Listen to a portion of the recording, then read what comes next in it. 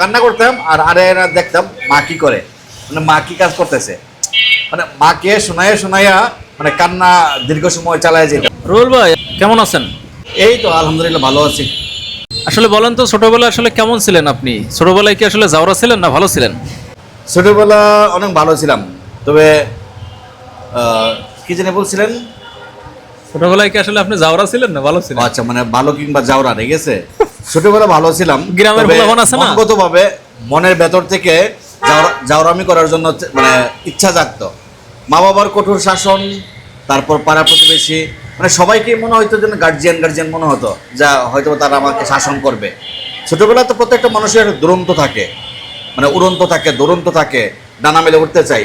কিন্তু আসলে পরিবারের শাসন বা বড়দের শাসন সবসময় একটা উদ্দেশ্য শৃঙ্খলের মতো কিন্তু আমাদের কাছে থাকতো, যে কারণে জাউরামি করার ইচ্ছা জাগলেও জাউরামি করা যায় না বা করতে পারি নাই, ভালোই চলতে হয়েছে। ছোটবেলায় আপনি মার খাইছেন না?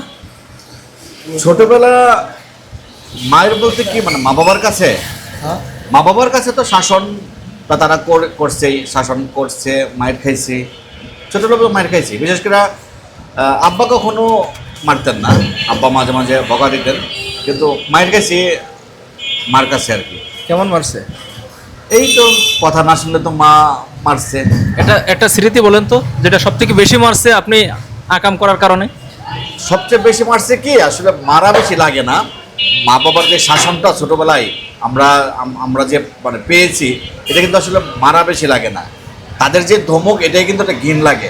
তবে আমার একটা অভ্যাস ছিল কি, আসলে দীর্ঘ সময় কান্না করতাম, মানে কান্না করার ফাঁকে ফাঁকে মানে চোখে পানি আসতো, কান্না করতাম। মানে কান্না করা বলতে অনেকে আছে ছোটবেলায় মারার আগে কান্না না, করে। মারার অভিনয় মানে নাকি? একটু মারছে না, একটু মারার পরেই কান্না করতাম, দীর্ঘ সময় কান্না করতাম।